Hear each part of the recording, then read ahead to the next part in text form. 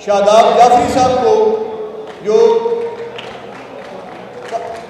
آئین کی بالادستی کے لیے جن کی بہت جد و جہد ہے، جنہوں نے اس سارے معاملے میں اپنا ایک بھرپور رول پلے کیا. جناب شاداب جعفری صاحب آپ آئیں اور اپنے خیالات کا اظہار کریں. رانا انتظار صاحب سابق صدر لاہور بار ایسوسیشن آپ کو ویلکم کرتے ہیں. بسم اللہ الرحمن الرحیم.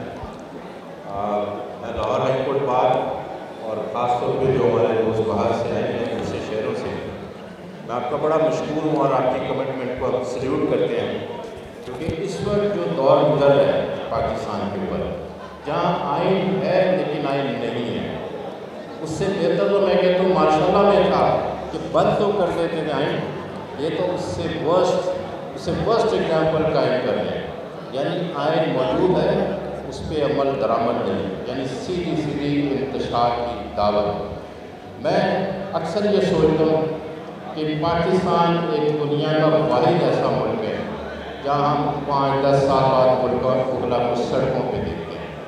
یہ بڑی بدقسمتی کی بات بھی ہے. اس کا مطلب کہیں نہ کہیں تو معاملات خراب ہیں. ہماری اسٹرگل کیوں بار بار آئین کی بات کے لیے، کیوں ہمیں اسٹیبلشمنٹ کے خلاف اٹھنا پڑتا ہے، کیوں ہمیں ڈیموکریٹک ویلیوز کے اوپر جانا پڑتا ہے. دیکھیں تھوڑا سا میں اپنی بات کو آخری بات کے لیے مختصر کروں گا. دیکھیں پاکستان کی پالیٹکس کا بہت عمل رکھا ہے. چھوٹی سی مثال ہے، وہ سیاسی جماعتیں جنہوں نے ڈیموکریسی کی بات کی تھی، عملی طور پہ عمل نہیں کیا تھا، آج دور دور تک ان کا ڈیموکریسی سے کوئی تعلق نہیں ہے. آئین کی بالادستی وہ اس کو تہس نہس کرنے میں مصروف ہے. اسی طرح ہمارے صوبہ کی بڑی شاندار ماضی ہے. ہم نے بھی اسٹیبلشمنٹ کے خلاف کام کیے، رول آف لاء کے لیے کام کیے. بدقسمتی سے یہاں ہمارے اقلا میں بھی کچھ ایسی سو کولڈ لیڈرشپ آ گئی ہے. جیسے ابھی آپ نے سنا ہوگا کچھ دن پہلے ہمارا ایک نمائندہ ہے، وہ کہتا ہے ججز ٹرانسفر ہے کہ نوکری کے نخرہ کی. یہ لیول بن گئے. اتنی شاندار بات کی ٹریڈیشن ہے. سپریم کورٹ، ہائی کورٹ، اعلیٰ عدلیہ کا ایک بہت بڑا مقام ہے. اس طرح سے اگر آپ ایڈریس کریں گے تو آپ کیا پیغام دیں گے؟ میں سمجھتا ہوں جو رول آف لاء کے ساتھ ہمارے قائد جناب عمران خان صاحب نے، جن کی پارٹی کا نام ہی انصاف سے شروع ہوا، پوری دنیا ان کی کریڈیبلٹی اور جسٹس کے لیے ان کو اپریشیٹ کرتی ہے. آج افسوس کی بات ہے ہمارا نظام کدھر چلا گیا کہ آج خود ہم ان کے لیے انصاف مانگ رہے ہیں. وہ شخصیت جس نے کچھ بھی نہ ہوتے ہوئے اس ملک کو بہت کچھ دیا. میں سیدھی سی بات کہتا ہوں، اگر ہمارے بار کونسل بار ایسوسیشن تھوڑا سا کہیں نہ کہیں کمی ہم سے بھی ہوئی ہے. جب جسٹس فائد ایسا مصروف تھا، ایک نشان کے اوپر رات کو 4 بجے رات 10 بجے تک وہ کھول کر رہا تھا، اس کو پوچھا نہیں گیا. اس کے بعد 9 مئی کے بعد جو لوگوں کے ساتھ ہوا سلوک، اس طرح سے آواز نہیں اٹھائی گئی.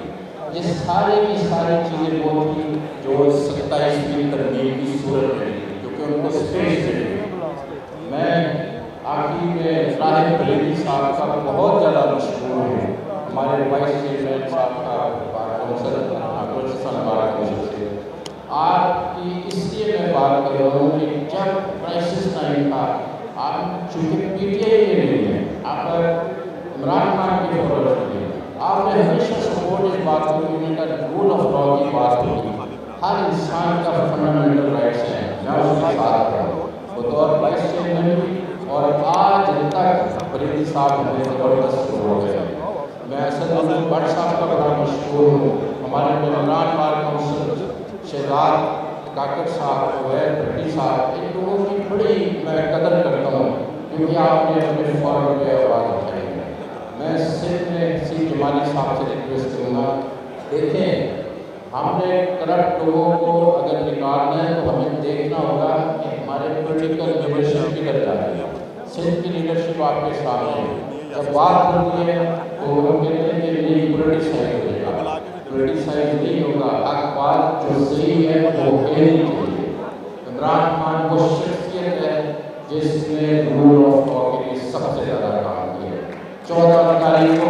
बगैर मुझे उसके मशहूर सलमान वकील सलमान साहब ने बताया, सलमान सदर साहब ने 15 तारीखें लग चुकी हैं और केस जेल में है और आखिर में फाइनल अपील जो उसकी समाप्त हो गई। लेकिन ये कानूनी तकाजे हैं।